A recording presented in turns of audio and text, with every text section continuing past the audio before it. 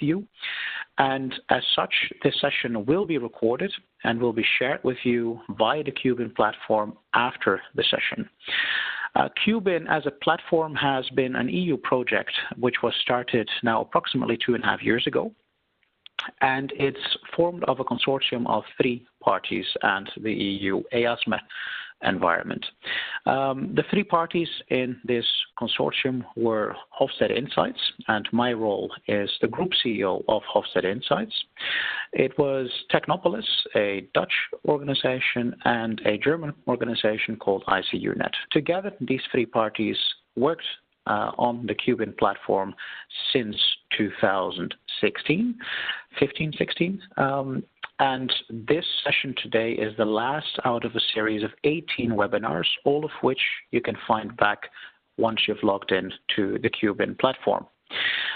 Another thing you will find on the Cubin platform is learning circles that were organized throughout Europe and outside of Europe in the past 2.5 years. And these learning circles will continue still in the coming half a year.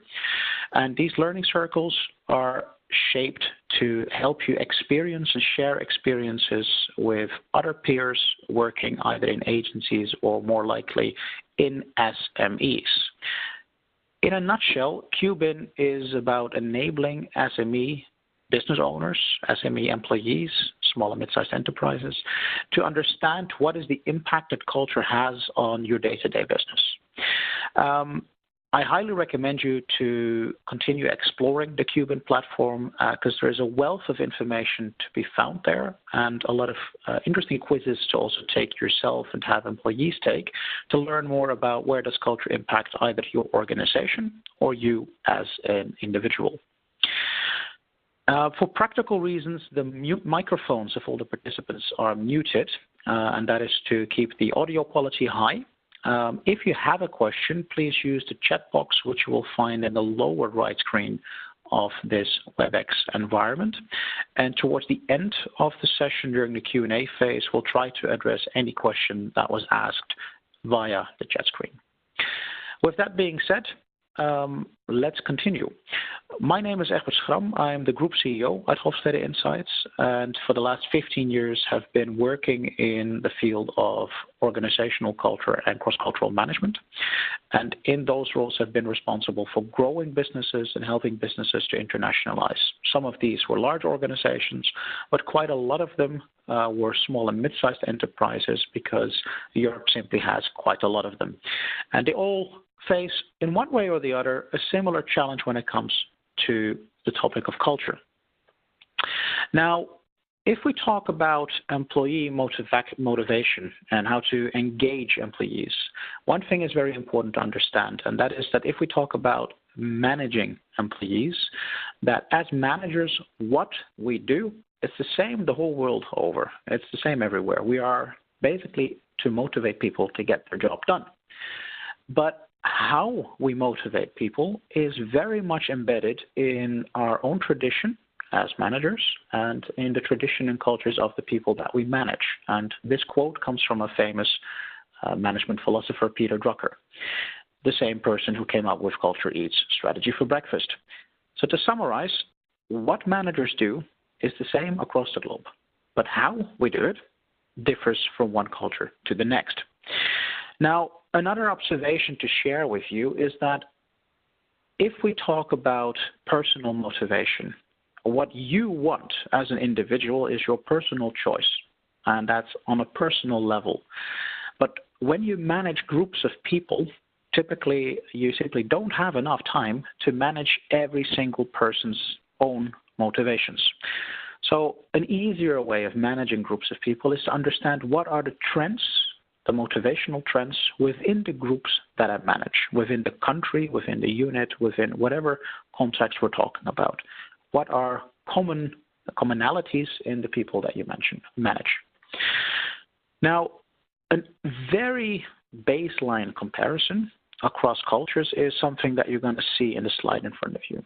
If we take 2 of the basic cultural dilemmas, which is how do we deal with what motivates us? Is it success? Is it materialism?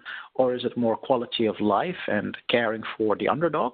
That's the horizontal axis, and in cultural terms, we call this feminine versus masculine.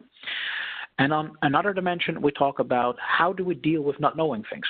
Are we taking things as they come along, or are we wanting to be very prepared and very structured? Do we want to basically avoid not knowing things? These are just two basic dilemmas that every country faces. If you plot how different countries score on work motivators according to these two dilemmas, then there are, let's say, 4 fields that we can identify. In some cultures, people are motivated mainly by workplace offering security. And then we're talking about countries such as, for example, Russia or, for example, Finland. Then if we talk about a secure career, we're basically looking at a mixture of career motivation, success, and we're looking at avoiding any doubt, so security, predictability. Then we're looking at countries such as Germany, Japan, and Mexico. If as an employer you're able to offer these, secure and career, you'll get, by definition, more motivated employees in those specific countries. If we then take another quadrant, then we start talking about locations where people don't really care much about security, but it's all about what is in it for me? What is the money that I can make? What are the career opportunities that I have? Then we're talking about, for example, Hong Kong, to some extent Singapore. We're talking about the Anglo-Saxon cultures, US, UK, New Zealand, Australia, Canada. And last but not least, we talk about those countries where people don't really worry too much about security. They don't really worry too much about earnings or career. They just want to do something that they like, so something that gives them a sense of purpose. And this is where they're looking for fulfillment. And this is where you'll find the Nordics and, for example, also the Netherlands. This is already something to reflect on when you are managing an organization, is that what are the common denominators in things that motivate my team, my staff, my employees to be engaged and to work harder. Now, there are a couple of other elements that impact how culture relates to motivation. So, for example, a lot of us might have read statements about good people don't leave bad organizations, they leave bad bosses. But what defines a bad boss? What defines a good boss? What's the type of leader that people will put in extra work for without being told to work extra? So culture impacts very much on a group level. What is the type of leadership that we should strive for to help our companies thrive more? What is the kind of teamwork that motivates? Does teamwork motivate, or is it more of a focus on individual achievement and not team achievement? On an even deeper level, how important is work really for us? Because when we are entrepreneurs, we are defined typically by the companies that we've created and the companies that we run. But for pay-listed employees, work might not be as central to their life as it is for entrepreneurs. Work in, for example, the Nordics, where we talk about fulfillment, has less of a central position than, for example, work in Asia, where a lot of your social status also depends on your work. So again, a reflection that work means something differently. Motivation means something differently depending on the culture that we're looking at. If we take some screenshots out of the media, you see a couple of screenshots in front of you where we talk about 6-hour working days in Sweden. We talk about the 100-hour working week in Japan or in famous gaming companies. Now, what are the lessons that we can take from this? The lessons are basically that group pressure creates a huge incentive for policies with regards to work to either work or fail, and to work or fail on the short run or the long run. If we talk about people being extremely engaged and managing people that are extremely engaged, for example, knowledge workers, such as game developers, such as researchers, we know that they are typically more motivated by the content of their job. At the same time, we also know that it is difficult for them to create a more clear split between their own passion and the needs of people around them.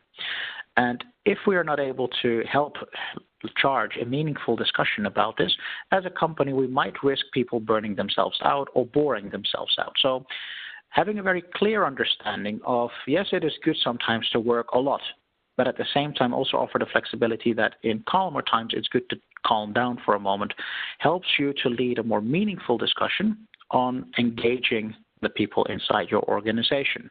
And again, there is no good or bad. It is simply what works for your organization on the short run and the long run. One example that we've touched about in several of our webinars is the topic of how do we give feedback to people. Now, if you have managed a workforce in one particular country of one nationality only, obviously feedback is already difficult enough because, let's be honest, giving feedback to people is not always the favorite time for most managers nor for their subordinates. But if we bring it across borders, and this doesn't need to be an employee, it can also be a business partner in a public context, culture starts impacting a lot how people perceive what it is that we're saying and what it is that we're doing. So this case study talks about an American manager that was surprised by the reaction of a Japanese counterpart in the sense that she was part of a team, the team did a fantastic job, and he wanted to promote her because she stood out quite a lot. He called her up front, in front of everybody, and thanked her in front of everybody. And she reacted quite, well, not as optimistically or not as positively as he had anticipated. Now, people might wonder, why not? Isn't it nice to be singled out and to get all the credit? Well, the answer is actually no. In a lot of cultures, people do not like to be singled out. And whether we're talking about employees or business partners, it is very important to understand that what you say and how it is perceived is very much impacted by the time of the day, the context in which you say it. Is it private? Is it public? Is it a Monday? Is it a Friday? Basically, communication and the interpretation of communication is very culturally sensitive. And as a small and mid-sized enterprise, when we're typically not as fluent when it comes to multinational cooperations, to understand the cultural nuances, this is a very important reminder, is that what you intend to say has a different impact on how people perceive what you're saying, depending on how do people perceive your behavior. You don't see your own behavior, others do. How do people perceive the impact of what you're saying? Again, it's difficult for you as the sender to perceive what is the potential impact people experience. On the other hand, for the people that you're communicating with, it is very difficult to understand their intention. So my intention with showing you this particular graph is that when you think about your business and when you think about motivating your employees and engaging them, it is very important to make clear the intentions that you have. And you might reflect on this that, okay, but if I share my intentions, don't I spoil all my secrets? There the question is, why is that so important for you to protect all the secrets? If you have issues with employee motivation and retention, a lot of it can typically be found in the communication styles which are prevalent within your own organization. Being clear about why are you giving feedback, being clear about why are we changing our strategy, typically will help a lot in keeping employees motivated, irrespective of the culture they come from. How you communicate needs to, however, be culturally sensitized. Now, a short introduction to how people deal with these different tonalities and the different formats in which you communicate. So if you want to understand a little bit more about what motivates people, one of the prime understandings you need to have is that every country has 6 basic dilemmas that it has to deal with. And these 6 basic dilemmas are the ones that you see in front of you. Hierarchy versus equality, in-group versus out-group, or everybody is the same, individualism, collectivism. What is the source of motivation? Is it performance or achievement, financial success, or is it quality of life and a caring for attitude? Is it to avoid uncertainty to the biggest extent possible, or is it to just deal with whatever you get dealt with? Is it about flexibility or discipline? And last but not least, is it about controlling your own emotions? or is it about basically indulging yourself whenever you feel like it, wherever you feel like it? These are basic dilemmas that impact how we reflect on what motivates people and what enables you to manage engaging people. In general, if you want to summarize, for example, the use of feedback, is that when you give feedback to people inside your organization and you want to do it in an engaging way, is to first and foremost understand is that feedback is a direction. It is not an exact science. If you have somebody incompetent judging somebody else, that person will typically not be judged as competent simply because people don't know any better. So that's a very important reflection on when we talk about developing people inside your own organization, is that feedback is about providing feedback in a way that everybody can relate to it and can agree on it. It is not an exact science. If you want to get a basic understanding of how does culture impact motivation, then the slide in front of you will give you a few keywords that will summarize, obviously in a nutshell, cultural region by cultural region. We talk about clusters. What are the core ingredients that motivate and engage people? The three clusters that you see in front of you are what we call equalitarian clusters, meaning hierarchy is not a necessity. Hierarchy is obviously always there, but people don't need hierarchy as much as in the other group, which we'll talk about more in a moment. In this equalitarian group, there are three distinct cultural regions. One is the Anglo-Saxon region, and that is where everything is pretty much defined by the word competition, meaning that what motivates people is career and earnings. It's challenges, a way for people to stand out themselves so that they can basically celebrate their own success. If we jump to the Nordics and the Netherlands, we talk about consensus. What motivates people is not necessarily the challenges or the money. It is about autonomy. It is about having a nice place to go to and do some work. So friendliness is a very important issue. Then the last cluster in this particular group of equalitarian countries is what we call the machine cluster, which is typically the Germanic countries, and also there Hungary, Israel, Czech Republic. What is very important and motivating for people is that they want to have autonomy within clearly set structures and guidelines, meaning they can develop themselves, they can take initiatives, but they're also clear what is the structure within which I operate. And there is a more holistic picture towards my success is my employer's success is my success, as opposed to it's all for myself. Another important motivator is the recognition of competence, expertise, so to say. If we then move to countries which are more defined by hierarchy, we're looking at, again, three clusters. We're looking at French/Poland/Spain, more Romanic countries, where it's all about clear standardization and a boss which is known to let people do their thing, but also checks up on them and is considered an expert. Professional identity, group identity is very motivating for people. If we then take a look at two clusters which has a lot of the world combined, for example, on the one hand, we've got the family cluster, countries such as India and China. This is where loyalty and hierarchy are very important. Father, mother figure, leadership behavior is typically what people are looking for. That is what motivates. The sense that their boss, their team manager, gives them a feeling of being part of the group and being looked after is a prime motivator.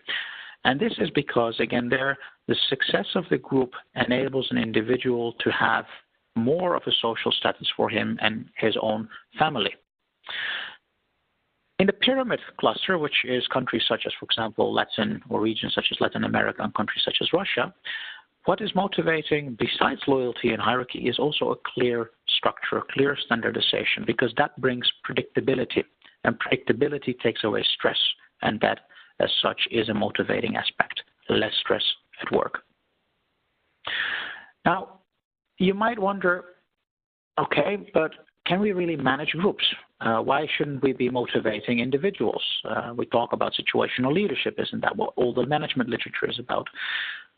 I'd like to ask you to reflect a little bit for yourself that if you were to have an employee employed in your organization for 40 years, and you work, let's say, 2,000 hours a year on average, so that's 80,000 working hours that you spent working in a particular job if you work in the same job your whole life. If you were to employ somebody as a subordinate, how much time do you really spend with that person one-on-one during work? So just for yourself, reflect a little bit on how much do you think it is. And I'll just give you a minute to reflect on this.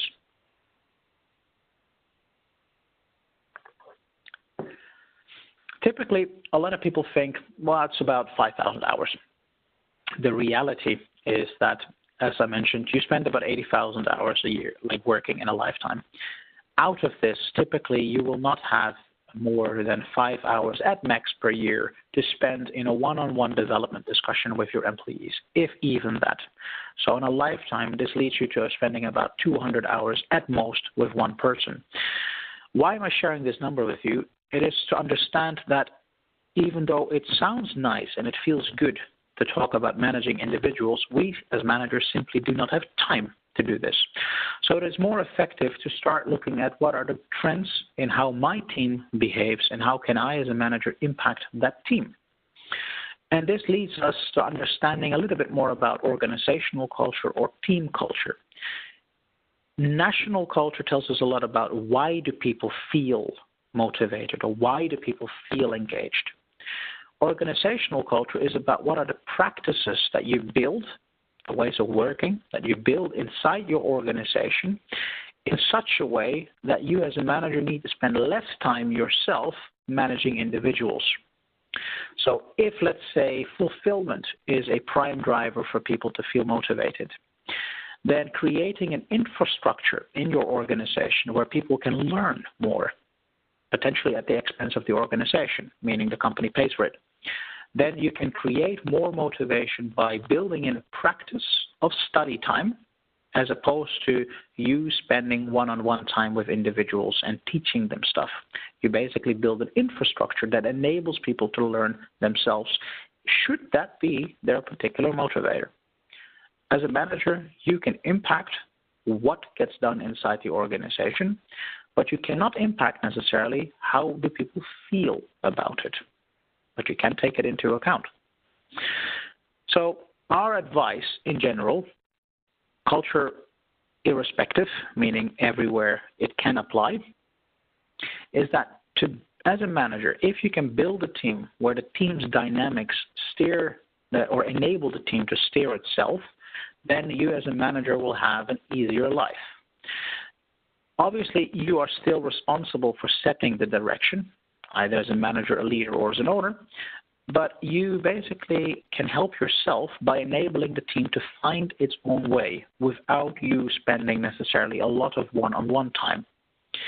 Now, the paradox there is that be involved, be approachable, but stay out of people's way, because the more time you spend one-on-one, the more time you risk micromanaging, and this is typically not the most effective way of making sure people remain motivated in the long run, because the more they depend on you, the more dependency you create towards you, and therefore less own initiative and less entrepreneurship and less as such engagement within the organization.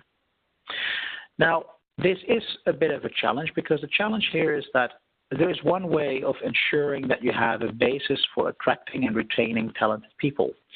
It's also a basis for effective cross-border work, the basis for effective virtual communication, where whether it's in your own country or across borders, you don't see each other all the time.